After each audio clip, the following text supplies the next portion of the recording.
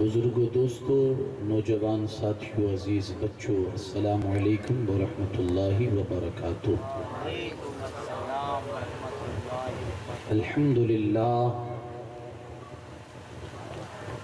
للہ رب العالمین والعاقبۃ للمتقین، والصلاة والسلام علی سید الانبیاء والمرسلین وعلى آلہ الطیبین واصحابہ الطاہرین اجمعین، اما بعد فاعوذ باللہ من الشیطان الرجیم، بسم اللہ الرحمن الرحیم۔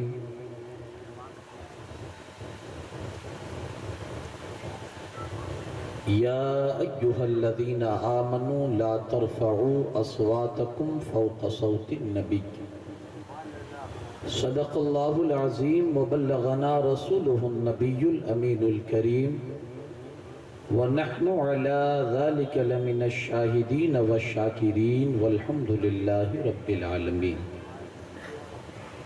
انتہائی عقیدت اور احترام کے ساتھ اپنی اور ساری کائنات کے مرکز عقیدت، کونین کی زینت، آفتاب رسالت، مہتاب نبوت، حضور احمد مجتبی محمد ارواحنا فدا صلی اللہ تعالی علیہ وسلم کی بارگاہ بے کس پناہ میں جھوم کر درود پاک کا ہدیہ پیش کرے۔ اللہم صلی علی سیدنا شفیعنا نبینا و مولانا محمد کما تحب و ترضا بان تصلی علیہ، صلاۃ و سلام علیک یا رسول اللہ صلی اللہ تعالی علیہ وسلم۔ آقا کریم جان عالمین رحمت للعالمین صلی اللہ تعالی علیہ وسلم ارشاد فرماتے ہیں،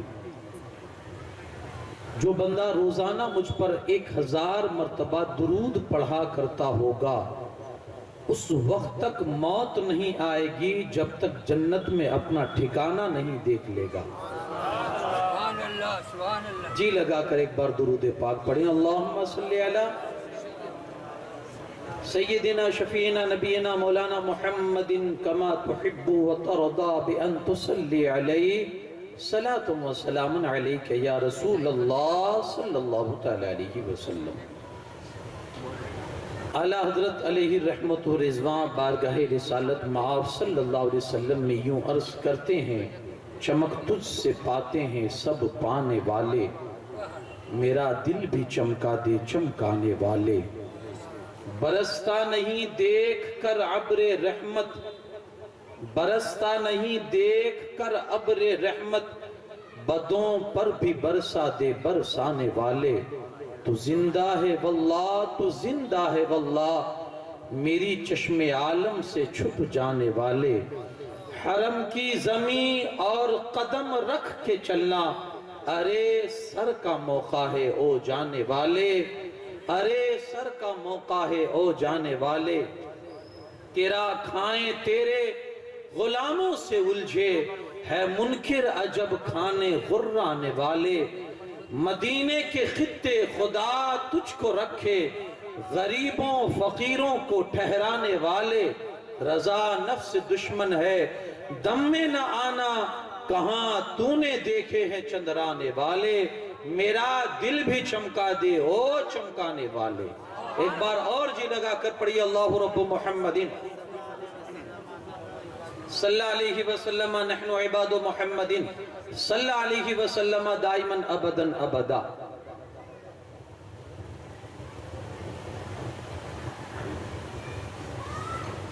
اب 2 دن کا وقت باقی ہمارے پاس، اور اس میں ہمیں نبی پاک صلی اللہ علیہ وسلم کی شان اور آپ کی عظمت انشاءاللہ سننی ہے۔ کوشش کیجئے کہ وقت پر آ جائیں تاکہ میں بھی آپ کو وقت ہی پر چھوڑنے کی کوشش کروں۔ آج انشاءاللہ گفتگو ہوگی نبی کے بارگاہ کا ادب،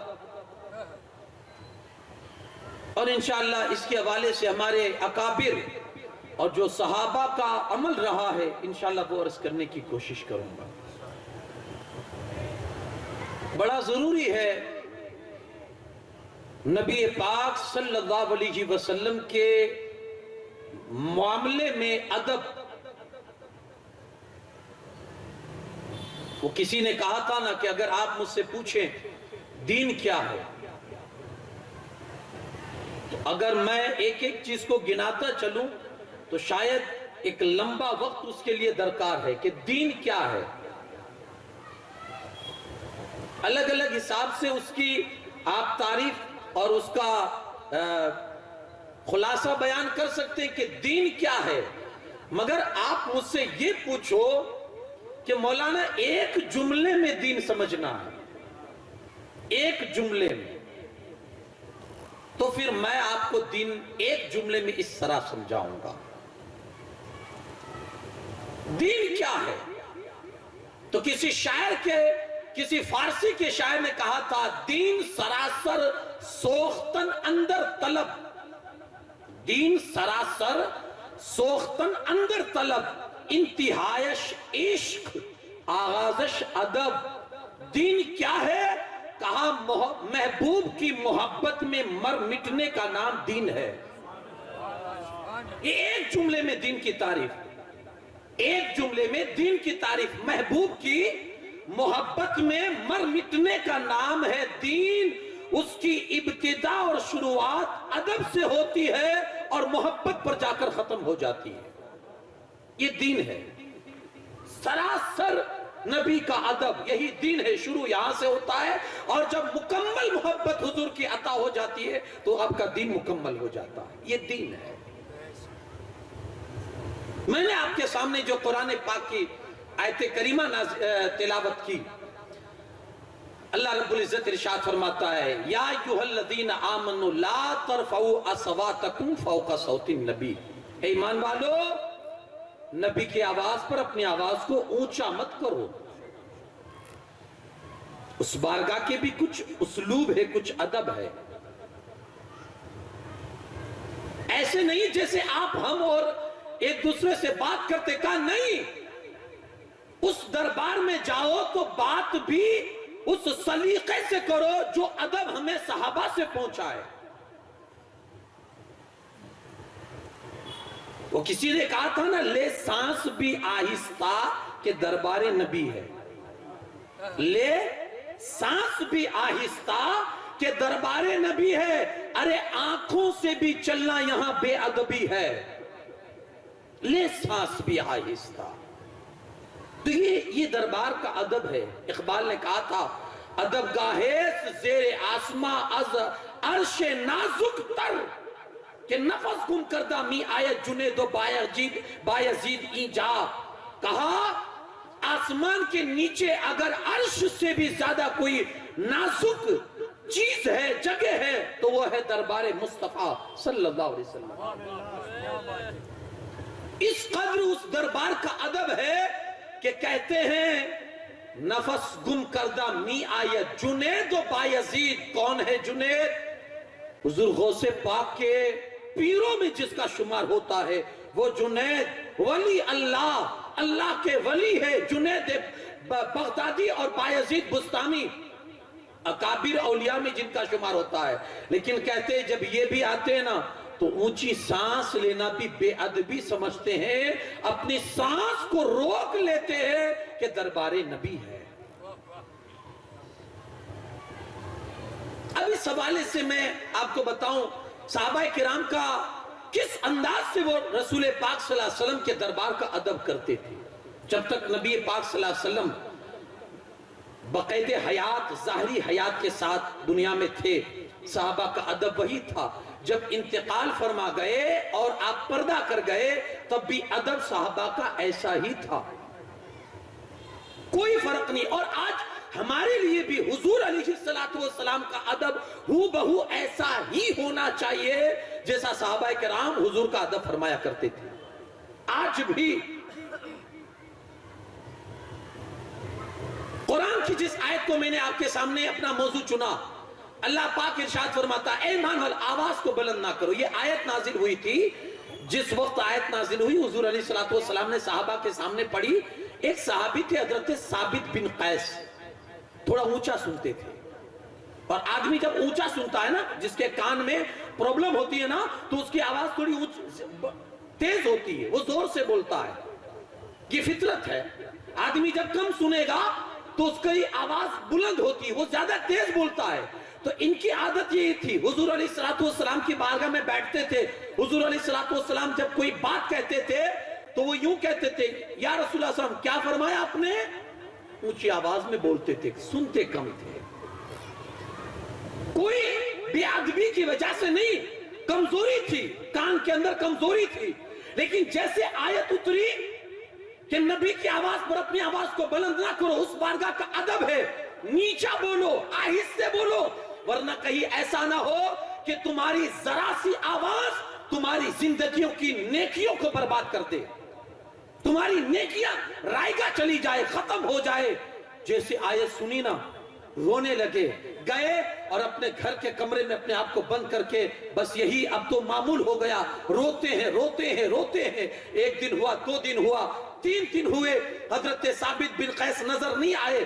اللہ کے رسول صلی اللہ علیہ وسلم نے، ان کے پڑوسی تھے حضرت عاصم، ان سے پوچھا، عاصم ثابت نہیں دکھائی دے رہے، کیا مسئلہ ہے؟ ذرا جا کے پوچھو تو صحیح، ان کے گھر پہ بیمار ہو گئے یا کیا مسئلہ ہے؟ اللہ کے رسول صلی اللہ علیہ وسلم نے جیسے ہی کہا، حضرت عاصم گئے اور جا کر جب تحقیق کی کہ حضرت ثابت بن قیس کہاں ہے، اندر سے آواز آئی ان کے گھر میں سے کہ انہوں نے اپنے آپ کو ایک گھر میں بند کر لیا ہے، بہت روتے ہیں، پتہ نہیں کس وجہ سے رو رہے ہیں۔ حضرت عاصم ان کے پاس گئے تو حضرت ثابت بن قیس پھوٹ پھوٹ کر رونے لگے۔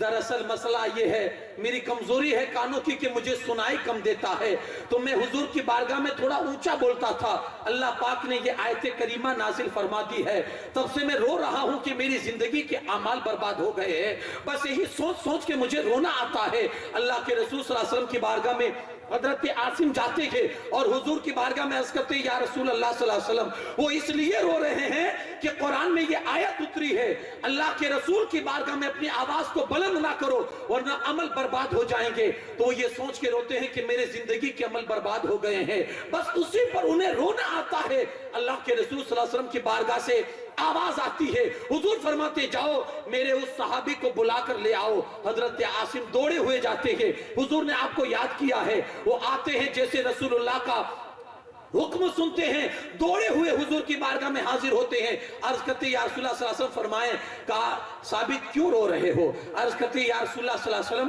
اللہ نے میرے حوالے سے یہ آیت اتاری ہے، تب سے مجھے رونا آتا ہے، میری زندگی کے اعمال میرے برباد ہو چکے ہیں۔ اللہ کے رسول صلی اللہ علیہ وسلم نے جیسے ہی یہ سنا، حضور فرماتے ہیں ثابت کھڑا ہو جا، کھڑا ہو جا۔ اللہ کے رسول صلی اللہ علیہ وسلم کھڑے ہو گئے اور حضرت ثابت کو اپنے قریب بلایا، اور قریب بلانے کے بعد سینے سے لگا کر کہتے ہیں، ثابت قریب آ، سینے سے لگ جا، میں تجھے تیرے اس عمل پر 3 بشارتیں سنانا چاہتا ہوں۔ میں آپ سے پوچھنا چاہتا ہوں، کون سی جنگ فتح کر کے آئے تھے؟ کون سا بڑا کارنامہ کر کے آئے تھے؟ کیا کیا تھا؟ صرف رسول اللہ کا ادب، صرف رسول اللہ کا ادب، کہ عمل برباد نہ ہو جائے۔ حضور کی بارگاہ میں بے ادبی سے ڈرتے تھے، یہ ڈرنا اللہ اس کے رسول کو اتنا پسند آ گیا کہ حضور نے بلایا اور بلانے کے بعد کھڑا کر کے سینے سے لگایا اور فرماتے ثابت میں تجھے 3 خوشخبری سنانا چاہتا ہوں، جو تم میری بارگاہ کی بے ادبی سے ڈرا ہے اور میری بارگاہ کی بے ادبی کا تیرے دل میں جو خوف پیدا ہوا ہے، سن۔ اب میں تجھے خوشخبریاں یہ سنانا چاہتا ہوں، اللہ پاک تجھے آسانی کی زندگی عطا فرمائے گا۔ جو تو نے میرا ادب کیا ہے نا، جو ادب تجھ سے ہوا ہے نا، اللہ خوشحالی کی زندگی دے گا، اور جب مرے گا نا تو اللہ تجھے شہادت کی موت دے گا، اور جب تم مر جائے گا تو اللہ تجھے بغیر حساب و کتاب کے جنت میں داخل فرما دے گا۔ مصطفیٰ کی بے ادبی سے ڈرنا یہ انعام، حضور کے در کا ادب کرنا یہ انعام۔ کاش کہ وہ ادب جو صحابہ میں تھا ہماری زندگی میں آ جائے۔ ایک قرآن کی اور آیت ہے، اے ایمان والو اللہ و رسول سے آگے مت بڑھو۔ مسئلہ کیا ہوا؟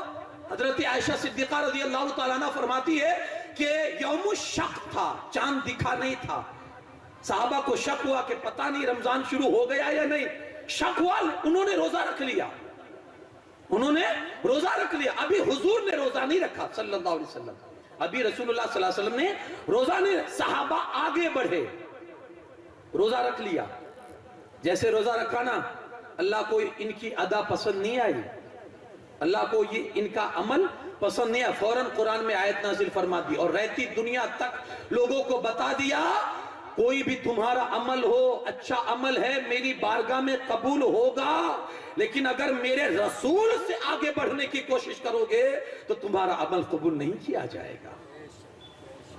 اگرچہ روزہ رکھنا عبادت ہے نا، یار روزہ رکھ لیا، کون سی غلطی کی، لیکن رسول اللہ سے پہلے رکھا، غلطی یہ ہے۔ آج کچھ لوگوں کی یہ بھاشا ہے، یہ بولی ہے کہ کبھی کبھی امتی عمل میں نبی سے بڑھ جاتا ہے، معاذ اللہ استغفر اللہ، یہ بھاشا ہماری نہیں ہونی چاہیے۔ امتی نبی سے عمل میں بڑھ جاتا ہے، یہ لوگ کہتے ہیں ارے نادان، قرآن خود کہتا ہے فاستبقوا الخیرات، نیکی کے معاملے میں جلدی کرو، نیکی کے معاملے میں ایک دوسرے سے آگے بڑھو، مگر نبی سے نہیں، عمل میں آگے بڑھنا لیکن رسول سے نہیں، نبی سے نہیں، ورنہ جو ہے وہ بھی نہیں بچے گا۔ قرآن نے کلیئر کر دیا اللہ رسول سے آگے بڑھنے کی تمہیں ضرورت نہیں ہے۔ اور ایک روایت یہ بھی ہے کہ یہ آیت اس وقت نازل ہوئی جب صحابہ کرام نے قربانی کے دن رسول اللہ صلی اللہ علیہ وسلم کی قربانی سے پہلے اپنا جانور ذبح کر ڈالا، اللہ نے تاکید کی انہیں، اللہ رب العزت نے انہیں ڈرایا کہ میرے رسول سے آگے بڑھنے کی کوشش مت کرو۔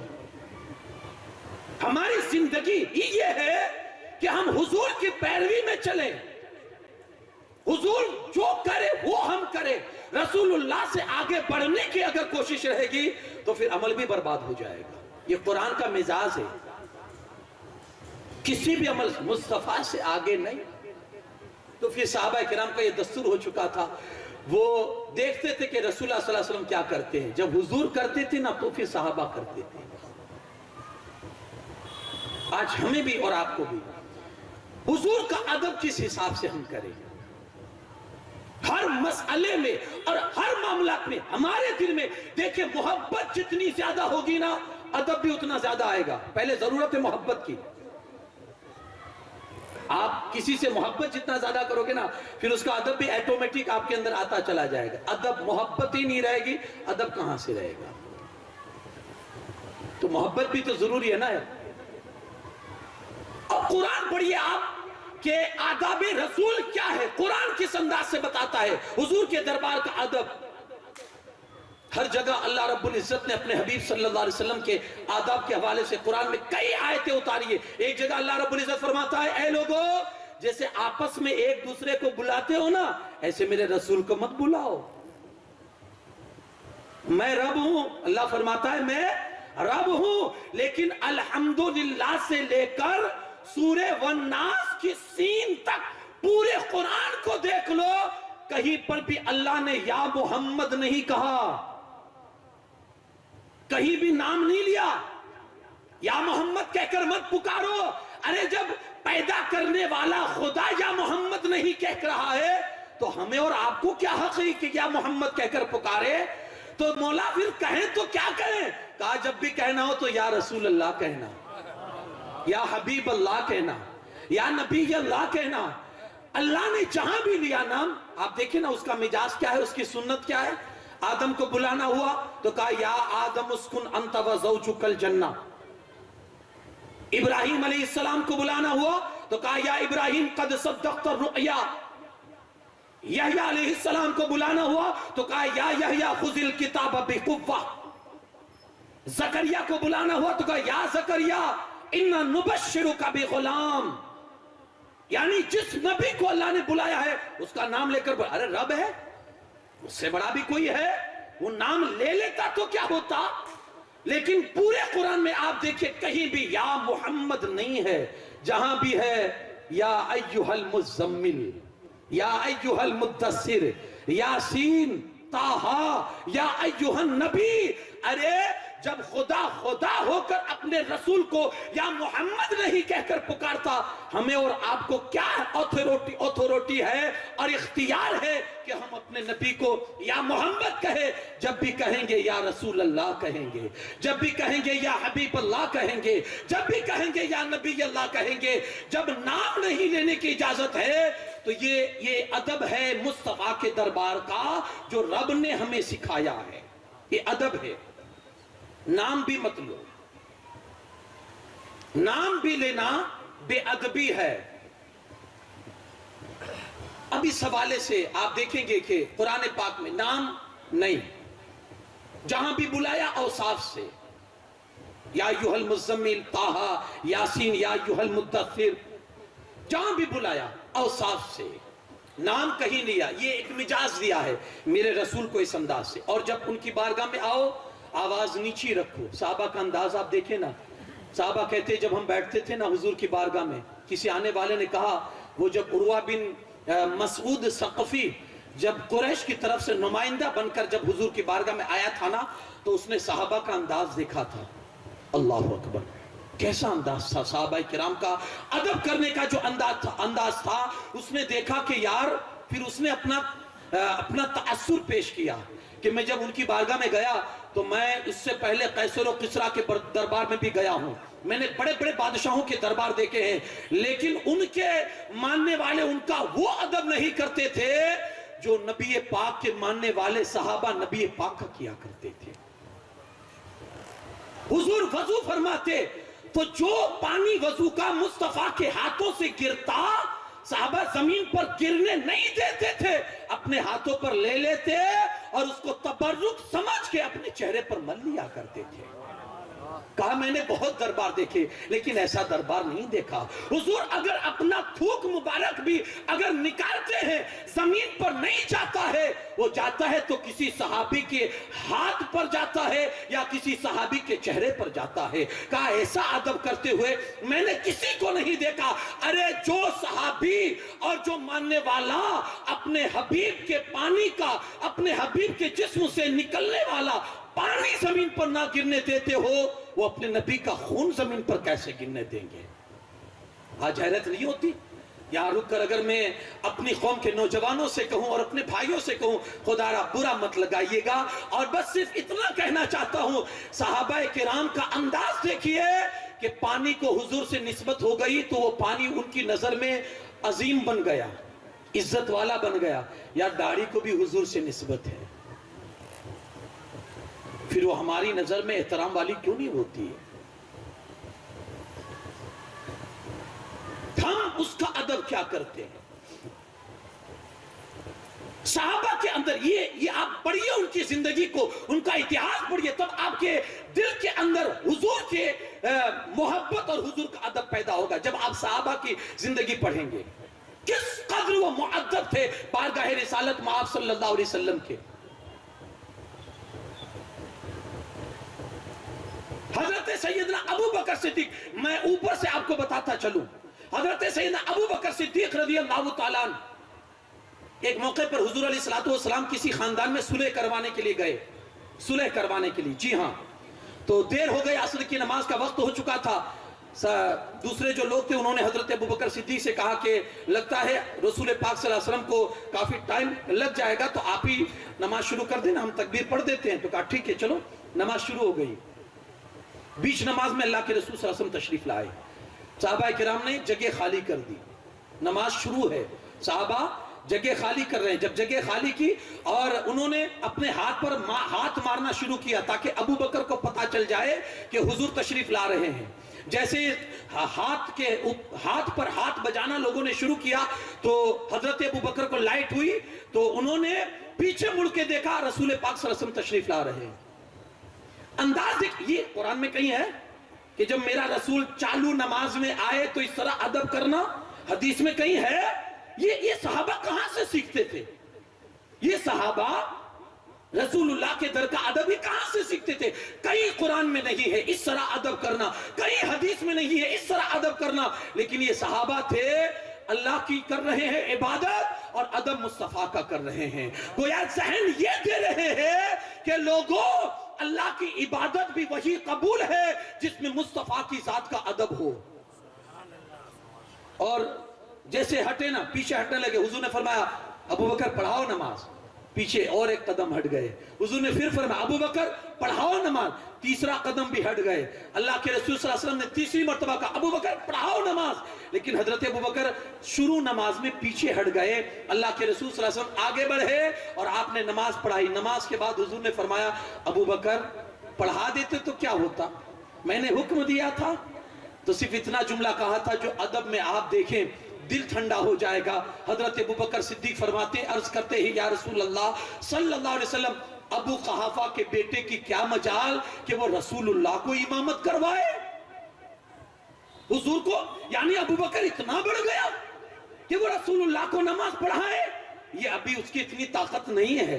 تو یہ ادب تھا جو صحابہ، اگرچہ انہیں قرآن نہیں کہتا تھا، اگرچہ حدیث میں کہیں ایسے الفاظوں سے نہیں آیا تھا، لیکن صحابہ کرتے تھے کیونکہ انہیں معلوم تھا کہ مصطفیٰ کی ذات اقدس کیا ہے. اور آپ دیکھیں گے غار ثور کے اندر جب ہجرت کی رات اللہ کے رسول صلی اللہ علیہ وسلم کو لے کر گئے، آدمی جب بہت جلدی میں ہوتا ہے نا، ایمرجنسی میں، تو وہ سارے لحاظ بھول جاتا ہے.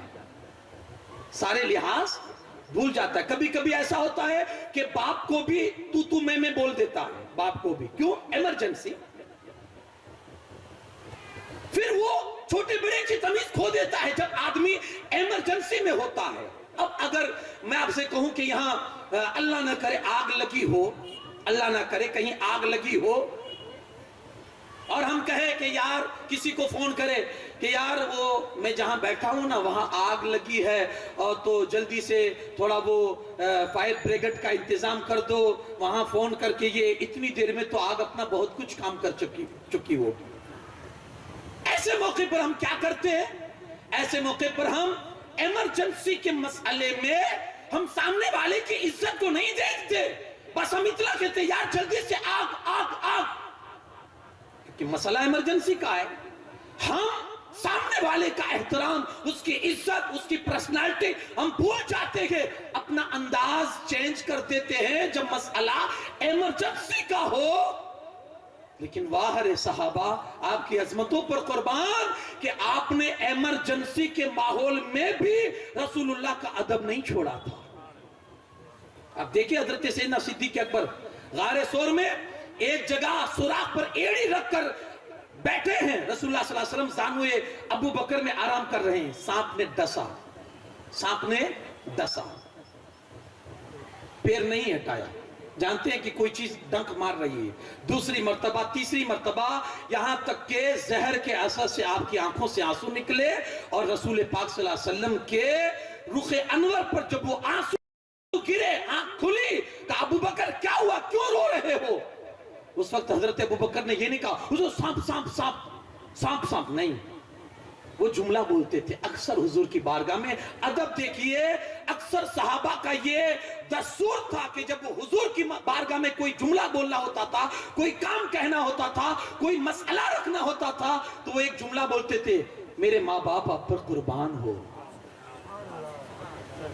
ایمرجنسی کا مسئلہ ہے نا، یہاں سانپ نے ڈنک مار دیا ہے، زہر بدن میں سرایت کر چکا ہے، پورے بدن میں شریر میں زہر پھیل چکا ہے، یہاں تک کہ زہر کی وجہ سے آنسو نکل رہے ہیں. مگر صدیق اکبر کا انداز دیکھیے، جب حضور نے کہا ابو بکر کیا ہوا، تو عرض کرتے ہیں یا رسول اللہ صلی اللہ علیہ وسلم میرے ماں باپ آپ پر قربان ہو، لگتا ہے کسی جانور نے ڈنک مار دیا ہے تو اس کے زہر کا اثر میرے شریر میں آ چکا ہے. یہ ادب تھا جہاں ایمرجنسی میں بھی صحابہ رسول اللہ کے ادب کو نہیں بھولتے تھے.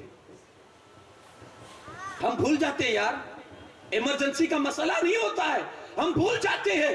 جلوسوں میں آپ دیکھیں نا لوگوں کے ساتھ کیسا ان کا رویہ، کیسے ان کے عادت و اطوار، کیسے ان کے سلوک.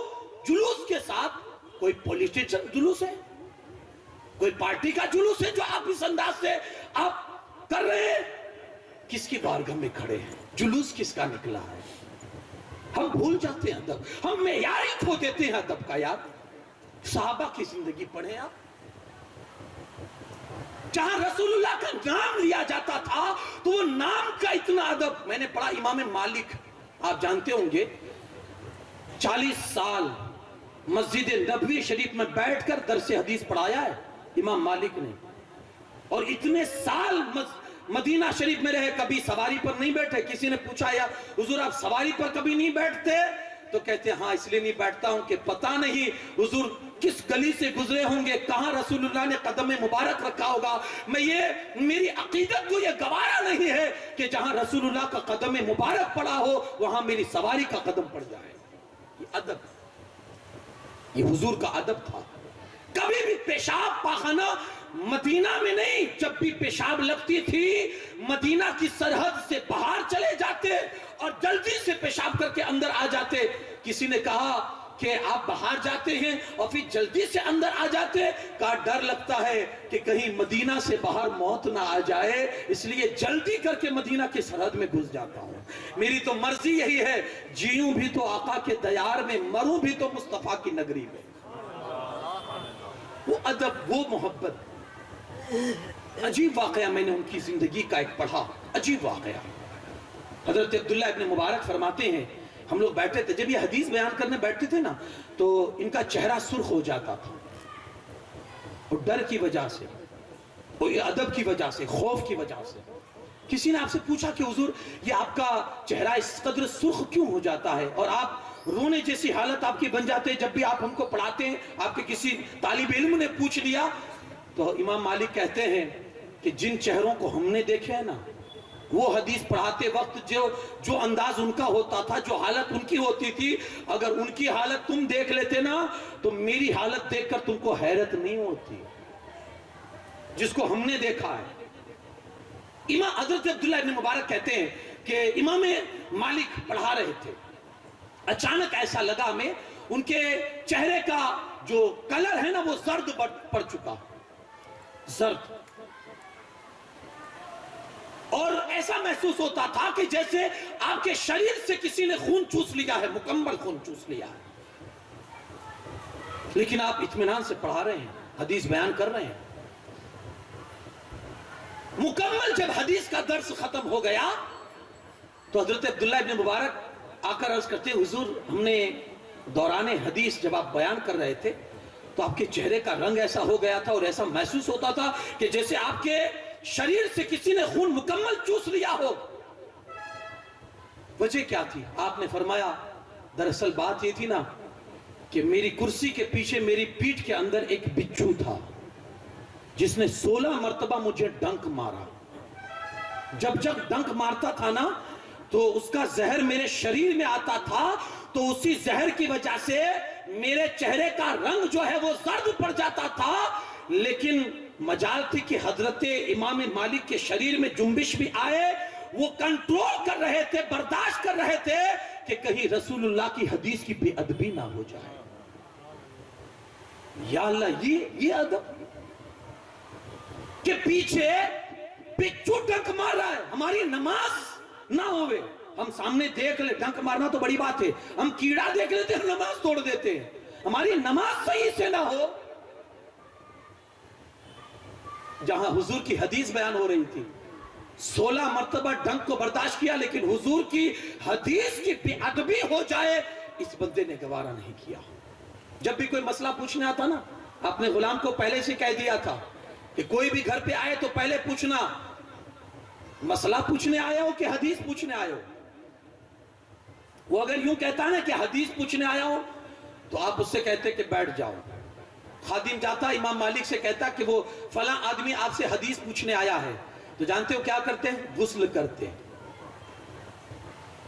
نیا کپڑا، اسپیشل حدیث بیان کرنے کے لیے اسپیشل کپڑا رکھا تھا. ہمارے پاس جلوس میں نکلنے کے لیے کوئی اسپیشل کپڑا نہیں ہے. ہاں خریدتے بھی ہیں تو وہ جو ماڈرن کپڑا ہوتا ہے، کیونکہ بناوٹ جو لوگوں کو دکھانی ہوتی ہے نا کہ ہم کتنے ہینڈسم لگتے ہیں.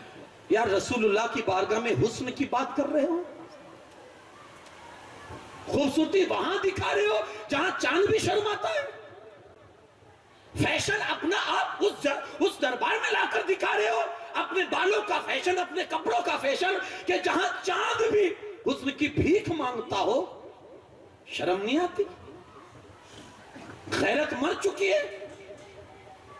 ہونا تو یہ چاہیے تھا کہ ایک اسلامک لباس ہو, چہرے پر عمامہ ہو یا ٹوپی ہو, اور لبوں پر درود و سلام کا نذرانہ ہو. ہونا تو یہ چاہیے تھا, لیکن ہم وہاں بھی بھول گئے. ہم فرماتے ایک اسپیشل لباس بنا کے رکھے تھے, غسل کرتے, لباس پہنتے, خوشبو لگاتے, اور پھر اس کے بعد آپ الگ سے ایک جبہ آپ نے رکھا تھا, اس جبے کو پہنتے, چادر اوڑھتے, اور پھر آنے کے بعد مسجد نبی شریف میں تشریف لاتے. ایک اسپیشل کرسی رکھی تھی جس پر بیٹھ کر حدیث پڑھتے. وہ کرسی سجائی جاتی, پھر اس کے بعد آ کر بخور جلائی جاتی, اور اتنی بخور جلاتے کہ پورا ماحول مشک و عنبر سے مہک اٹھتا تھا. اس کے بعد کہتے تھے رسول پاک صلی اللہ علیہ وسلم نے یہ فرمایا ہے. آپ وہ دیکھیں نا, ایکٹیویٹی دیکھیں نا, کہ ایک حدیث بیان کرنے کے لیے غسل کرنا, نہانا, کپڑے پہننا, خوشبو لگانا, جس جگہ بیٹھتے اس ماحول کو خوشبودار بنانا, اتنا اہتمام کرنے کے بعد پھر حضور کی کوئی حدیث سناتے. کسی نے کہا حضور اتنا اہتمام, تو کہا خدا کی قسم یہ اہتمام میرے لیے نہیں ہے, یہ اہتمام سب کچھ میرے مصطفیٰ کی حدیث کے ادب کے لیے. ہم نے ادب کھویا نا تو فیضان سے محروم ہو گئے. ہم بے ادب بنے نا تو سارا فیضان ہماری زندگی سے, جی ہاں بڑے بے ادب ہو چکے ہیں. ہمیں تو یار اپنی مسجد کے, اپنے محلے کی مسجد کے امام کا ادب ہمارے پاس نہیں ہے, ہم رسول اللہ کا ادب کیا کریں گے؟ اپنے گھر میں رہنے والے ہمارے ماں باپ کا ادب نہیں بچا تو ہم کیا کسی کا ادب کریں گے؟ بڑے بے ادب بن چکے ہیں. حدیث پاک میں ہے الدین کلہ ادب. دین کیا ہے؟ دین مکمل ادب کا نام ہے. ادب ہے تو پھر آپ کے پاس مکمل دین ہے یار. حضرت دانا بہلول کسی ویرانے میں بیٹھے ہوئے تھے. ایک بندہ, بڑا پریشان حال بندہ, دانا بہلول کی بارگاہ میں آتا اور آ کر کہتا حضور بڑا پریشان ہوں, تجارت کرنی ہے لیکن کچھ سمجھ میں نہیں آتا کہ کیا کروں, حضور کچھ بتائیں نا. آپ نے کہا کالا کپڑا خرید لے. کیا فرمایا؟ سیاہ کپڑا, کالا کپڑا خرید لے. گیا مارکیٹ میں اور پورے مارکیٹ میں جتنا کالا کپڑا تھا سب خرید لیا.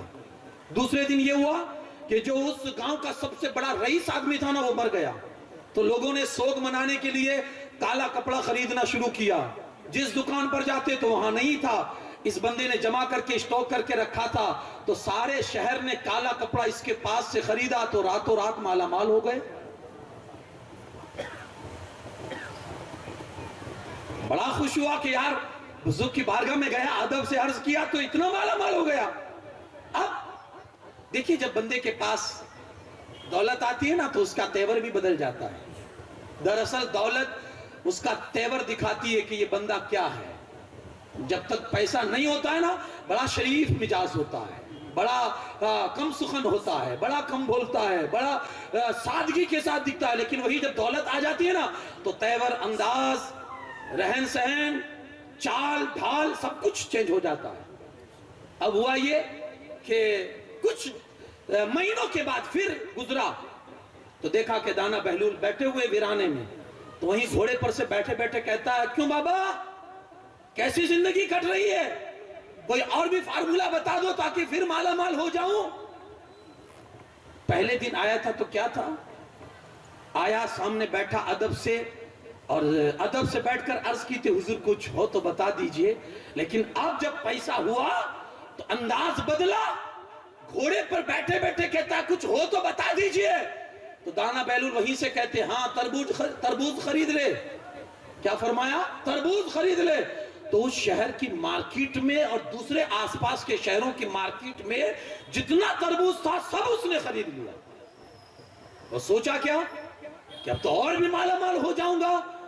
اب چند دن ہوئے تربوز کی مارکیٹ ہی گر گئی. اب وہ رکھے جتنے تربوز تھے سب سڑ گئے. جو کچھ کمایا تھا, جو کچھ جمع کیا تھا سب تربوز میں گیا. اور جب بالکل کنگال ہو گیا تو واپس آیا ڈھونڈتے ڈھونڈتے دانا بہلول کو. کہا بابا کیا غضب کیا؟ کہا کیا ہوا؟ کہا سب برباد ہو گیا. کہا میں نے تو نہیں کیا نا. تو کہا پھر کس نے کیا؟ کہا تیرے انداز نے کیا. میں نے تو کچھ نہیں کیا. جب پہلے آیا تھا انداز ادب والا تھا تو مالا مال ہو گیا, اور جب دوسری مرتبہ آیا انداز بے ادبی اور گستاخی والا تھا تو کنگال ہو گیا. میں نے کیا کیا؟ جو کچھ کرتا ہے آدمی خود ہی تو کرتا ہے.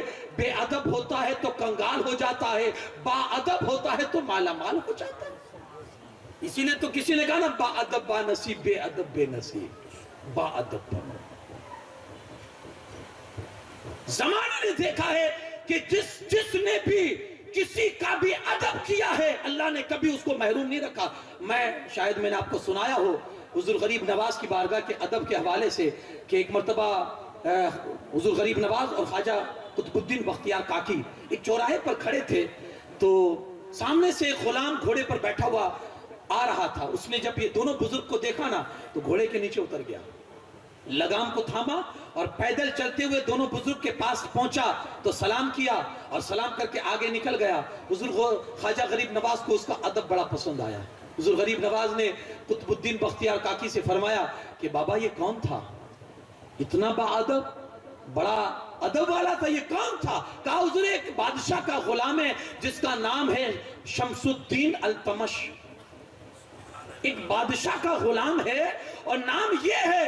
ادب تھا نا, غریب نواز کو ادب پسند آ گیا نا, ہاتھ اٹھا دیے, مولا اس وقت تک اس بندے کو موت نہیں دینا جب تک ہندوستان کی بادشاہت نہ دے دینا.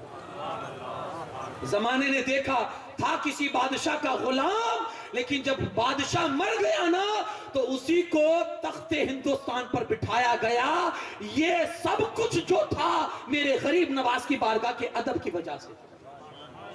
یار بادب بنو واہ. اور جب ادب کا مقام جب حضور کی بارگاہ میں آئے نا تو بالکل پھر با ادب, اور اس انداز سے کہ جو صحابہ کرام نے ہمیں ادب سکھایا. سیدنا صدیق اکبر کے حوالے سے میں نے عرض کیا, حضرت عثمان غنی رضی اللہ تعالیٰ عنہ کی زندگی آپ دیکھیں. جب صلح حدیبیہ کے موقع پر آپ مکہ میں لوگوں سے بات کرنے کے لیے گئے تو مکہ والوں کا فیصلہ بدلا, تو انہوں نے کہا کہ ہم آپ کو آپ کے نبی کو عمرہ کرنے نہیں دیں گے, لیکن تمہاری اور ہماری رشتہ داری ہے اور ابھی بھی تمہارے رشتہ دار یہاں ہے, تو اے عثمان اگر تم اکیلے چاہو تو عمرہ کر سکتے ہو, تمہیں پرمیشن ہے, لیکن تمہارے نبی کو اور تمہارے ساتھیوں کو پرمیشن ابھی نہیں ہے. حضرت عثمان نے کہا جب میرے آقا کو نہیں ہے تو غلام کی کیا حیثیت کہ وہ عمرہ کر لے؟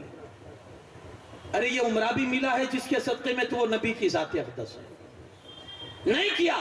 کسی نے جب واپس ہوئے تو کسی نے کہا عثمان یار تمہیں اجازت مل چکی تھی تو تمہیں عمرہ کر لینا چاہیے تھا, اللہ کی عبادت ہی تو تھی, اس میں حضور کی گستاخی کیا تھی؟ حضرت عثمان غنی کہتے ہیں خدا کی قسم اگر 1-2 دن نہیں پورا سال بھی رک جاتا میرے مصطفیٰ عمرہ نہ کرتے, غلام کی مجال نہیں تھی کہ وہ کعبے کا عمرہ کر لیتا. یہ ادب تھا. جی ہاں یہ ادب تھا. مولا علی کرم اللہ تعالی وجہ الکریم کی زندگی آپ دیکھیں, سورج ڈوب رہا ہے, اللہ کی عبادت جا رہی ہے, عصر کی نماز نہیں پڑھی ہے, نماز کا خیال دل میں ہے کہ یار اللہ کا فرض چھوٹ رہا ہے, لیکن ادھر رسول اللہ کی نیند کا بھی خیال ہے کہ اگر نیند اڑ گئی حضور ناراض ہو گئے تو عبادت رائے گا چلی جائے گی, جو کچھ زندگی میں ہے سب ختم ہو جائے گا. عبادت جانے دی, ادب بجا لائے تو میرے آقا نے ان کے ادب کا اتنا لحاظ رکھا کہ ڈوبے سورج کو واپس پلٹا دیا. جی بادب بنو گے سورج بھی پلٹ آئے گا, بادب بنو گے چاند اپنا راستہ چینج کر سکتا ہے اگر تمہارے اندر ادب ہے. میرے آقا کا ادب اپنے اندر ہے. کیسا ادب کرتے تھے. میں نے ایک صحابی کے حوالے سے پڑھا اللہ اکبر کہ حضرت برہ ابن عازب, کسی نے سوال کیا آپ سے کہ کن کن جانوروں کی قربانی کرنا جائز ہے, تو انہوں نے رسول اللہ صلی اللہ علیہ وسلم کی حدیث بتائی کہ یہ جانور بکرا ہے, ایسے حضور بھی ان کو گنا رہے تھے ایسے انگلیوں پر کہ یہ بکرا ہے, یہ بھینس ہے وغیرہ وغیرہ, اونٹ ہے ان کی. تو حضور علیہ السلام نے اپنی انگلیوں پر ان کو جانور گنائے, مثال کے طور پر کہ 4 جانوروں کی قربانی آپ کر سکتے ہیں مثال کے طور پر. تو رسول اللہ صلی اللہ علیہ وسلم نے انگلیوں سے گنوایا اور اپنی انگلیاں ایسے اٹھائی. صحابی نے جب حدیث بیان کرنی شروع کی نا تو انہوں نے بھی انگلیاں اٹھائی, لیکن پھر دل میں خیال آیا کہ یار میں بھی انگلیاں, حضور نے بھی انگلیاں اٹھائی تھی, میں بھی انگلیاں اٹھا رہا ہوں کہیں رسول اللہ کی انگلیوں سے اوپر نہ ہو جائے. بیان کر رہے ہیں یہاں حضور موجود نہیں ہے, دل میں خیال آیا کہ حضور نے بھی انگلیاں اٹھائی تھی, میں بھی انگلیاں اٹھا رہا ہوں, کہیں رسول اللہ سے یہ انگلیاں اونچے نہ ہو جائے, بے ادبی نہ ہو جائے. فوراً کہتے ہیں اے لوگوں سنو سنو, میری انگلیاں چھوٹی ہے, ان کی انگلیاں بڑی تھی. یہ ادب ہے. کہا میری انگلیاں چھوٹی ہے, رسول اللہ کی انگلیاں تو بہرحال بڑی تھی. یہ انداز ہمیں صحابہ ہی سے ملتا. حضرت عباس سے کسی نے پوچھا کہ آپ بڑے ہیں یا رسول اللہ بڑے ہیں صلی اللہ علیہ وسلم. حضرت عباس کون ہے؟ چچا ہے. تو اب ظاہر سی بات ہے کہ چچا بڑا ہوتا ہے. تو آپ بڑے ہیں کہ رسول اللہ صلی اللہ علیہ وسلم بڑے ہیں؟ انداز دیکھیے. اس کو یہ پوچھنا تھا کہ حضرت عباس کہیں گے کہ بڑا تو میں ہی ہوں نا, میں پہلے پیدا ہوا ہوں, میں ہی بڑا ہوں. جب اس نے یہ پوچھا نا تو عاشق رسول حضرت عباس جواب دیتے ہیں, سن بڑے تو وہی ہے. کیا کہا؟ آپ بڑے یا رسول اللہ؟ کہا بڑے تو وہی ہے, بس فرق اتنا ہے کہ میں پہلے پیدا ہو چکا ہوں. بڑے تو وہی ہے. یہ انداز اور یہ جو نقشہ ہے نا, یہ صحابہ کے سوا کیسا ادب تھا. اللہ اکبر. ہم نہیں کر, ہم مجلسوں کا بھی حضور کے ادب نہیں کر پاتے. ہم تو آتے بھی ہیں تو ایک اللہ بہتر جانے, دلوں کے حال سے اللہ ہی واقف ہے اور اس کا رسول واقف ہے, ہم نہیں جانتے. لیکن ایسا بھی ہو سکتا ہے کہ ہم صرف انجوائے کرنے کے لیے آتے ہیں, تھوڑا وقت پسار ہو جائے گا. ہم وہ ادب نہیں کر سکتے جو صحابہ کے پاس, ان کے پاس جو تھا. سنیں, ایک صحابی حضرت اسلحہ ان کا نام تھا, ڈیوٹی کیا تھی؟ حضور علیہ السلام کہیں بھی سفر میں جاتے تھے تو یہ حضور علیہ السلام کی سواری کو تیار کرتے تھے, کجاوا وغیرہ لگانا, سامان سواری پر سب سیٹ کر دینا, یہ ان کی ذمہ داری تھی. روزانہ رات میں آ کر حضور علیہ السلام سے پوچھ لیا کرتے تھے, یا رسول اللہ صلی اللہ علیہ وسلم آج کہیں جانے کا ارادہ آپ کا, کہیں سفر کرنے کا؟ ایک دن آئے, عرض کرتے یا رسول اللہ صلی اللہ علیہ وسلم صبح کہیں جانے کا ارادہ ہے؟ حضور نے فرمایا ہاں صبح جانا ہے اور تیار کر کے رکھنا سواری. صبح ہوئی, اللہ کے رسول صلی اللہ علیہ وسلم سواری پر بیٹھے, انداز بدلا ہوا تھا. حضور نے فرمایا جاؤ انہیں بلاؤ تم جن کی یہ ذمہ داری ہے. لائے گئے. اللہ کے رسول صلی اللہ علیہ وسلم فرماتے ہیں لگتا ہے آج یہ سواری تم نے تیار نہیں کی ہے. حضور پہچان گئے, عرض کرتے ہیں یا رسول اللہ صلی اللہ علیہ وسلم آپ نے سچ فرمایا, آج سواری میں نے تیار نہیں کی ہے. کہا تم جب کرتے ہو تو ایک انوکھا انداز ہوتا ہے اور وہ مجھے پسند ہے, اس لیے میں نے تمہیں حکم دیا ہے. آج تم نے سواری کیوں تیار نہیں کی جبکہ کل میں نے تمہیں حکم دیا تھا؟ سنیں ادب.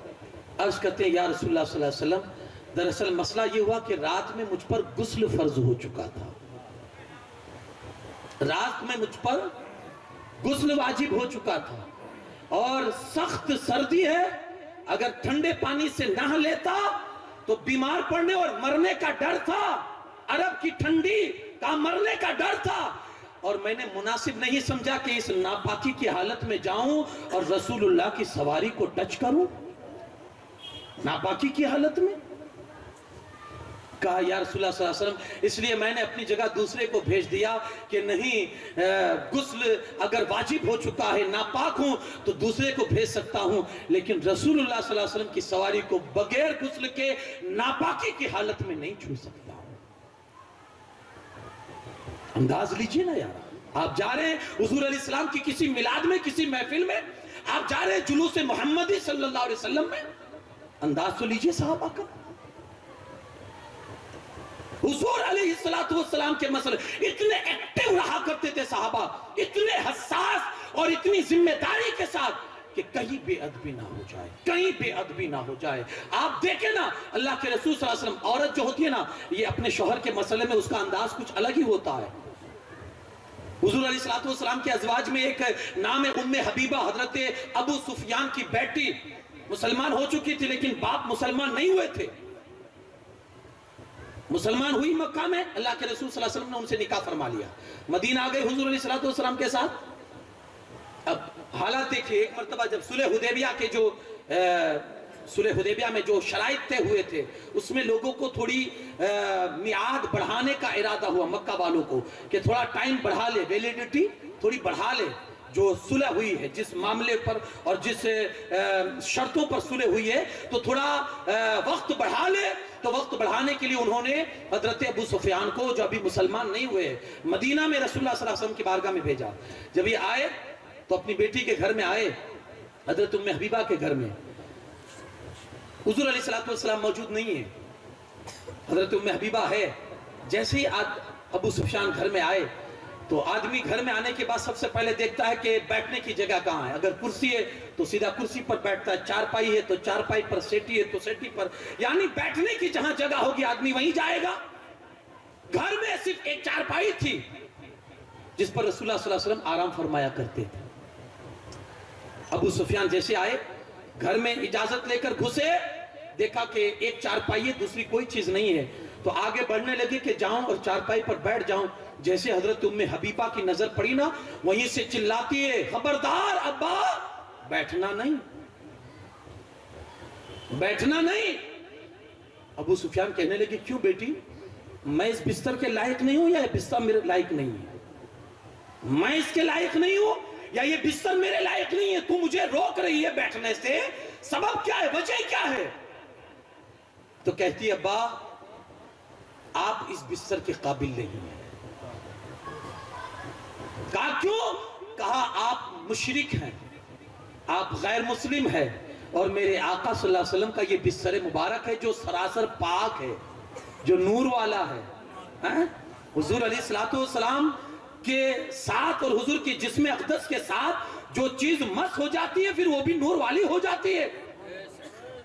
ارے یار، آپ کو معلوم نہیں؟ حضرت انس رضی اللہ تعالیٰ عنہ کے یہاں ایک دسترخوان تھا، جب وہ میلہ ہو جاتا تھا تو دھوتے نہیں تھے، تنور میں ڈال دیتے تھے، آگ میں ڈال دیتے تھے. ایک دن لوگوں کی دعوت تھی اور یہ میلہ کچیلا تھا تو اٹھایا اور تنور میں ڈال دیا. لوگوں کو حیرت ہوئی کہ صاف کرنے کے لیے دھویا جاتا ہے، یا انس کو کیا ہو گیا ہے کہ یہ تنور میں ڈالتے ہیں. لیکن لوگوں کی حیرت کی انتہا نہ رہی.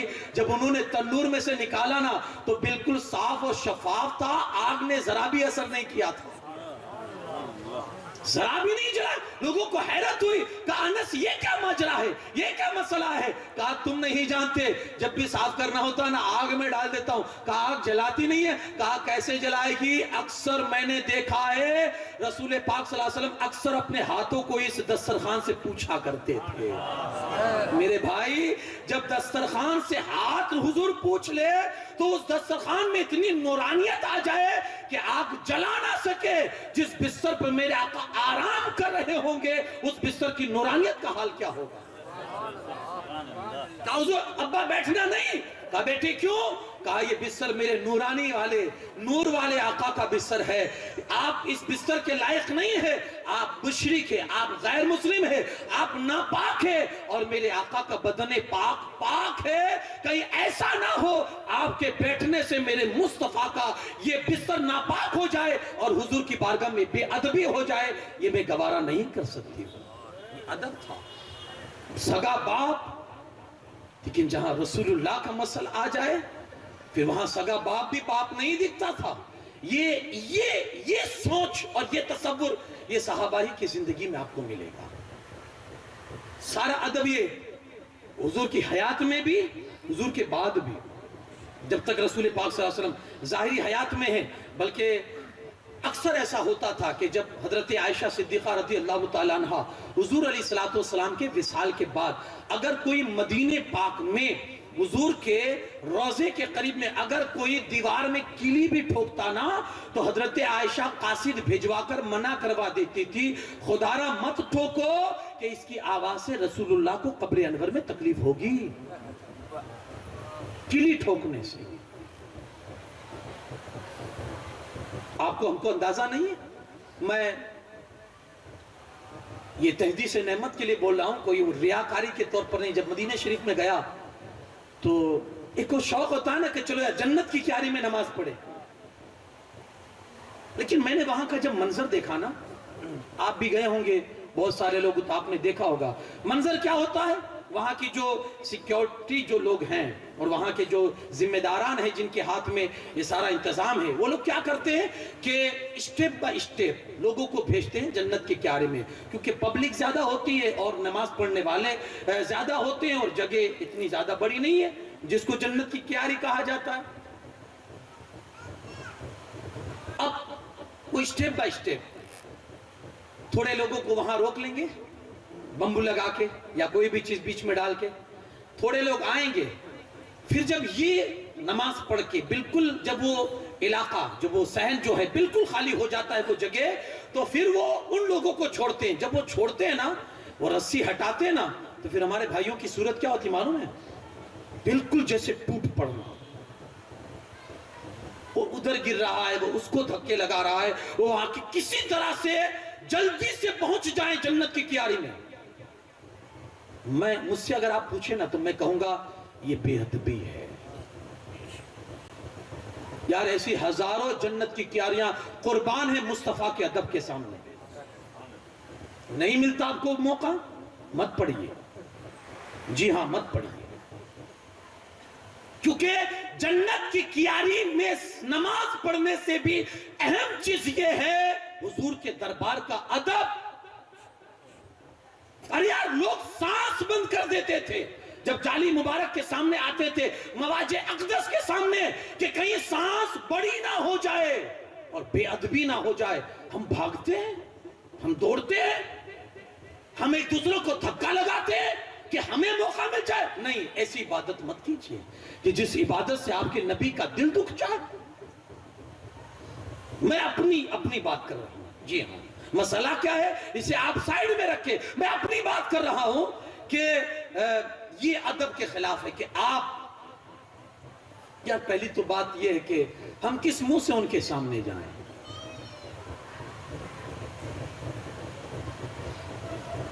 تمہارے تو وہ احسان، اور شاعر نے کہا تھا نا، تمہارے تو وہ احسان اور یہ نافرمانی اپنی، ہمیں تو شرم آتی ہے تم کو منہ دکھانے سے۔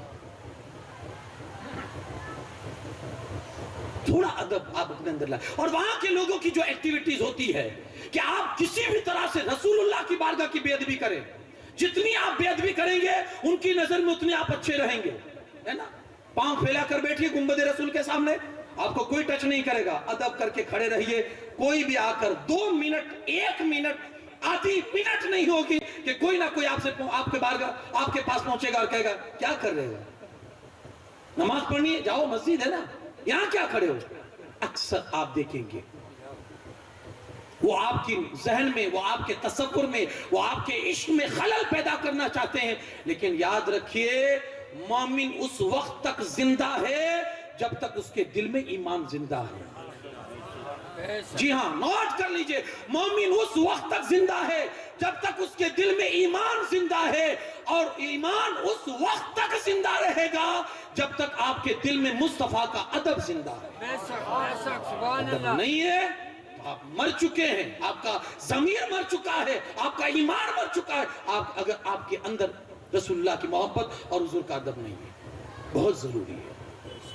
ہم نے صحابہ کرام کی یہ ایک دو نہیں ایسے سینکڑوں واقعات تھے صحابہ کرام کی زندگی پاک کے کہ آپ کو حیرت ہوگی اللہ اکبر کس قدر ادب بجا لاتے تھے صحابہ حضور علیہ السلام کے دربار کا۔ بلکہ میں نے مولا کائنات علی شیر خدا کرم اللہ تعالی وجہہ الکریم کے حوالے سے ایک بات پڑھی، مولا علی کو اپنے گھر میں دروازہ لگوانا ہوا، گھر میں دروازہ لگوانا ہوا تو جانتے ہیں مولا علی نے کیا کہا؟ کاریگر کو بلا کر کہتے ہیں دیکھ سارا فٹنگ اپنے گھر سے کر کے لانا، یہاں لا کے ڈائریکٹ ایسے رکھ دینا، یہاں کوئی ٹھوکنا ٹھاکنا نہیں ہوگا۔ کہا کیوں؟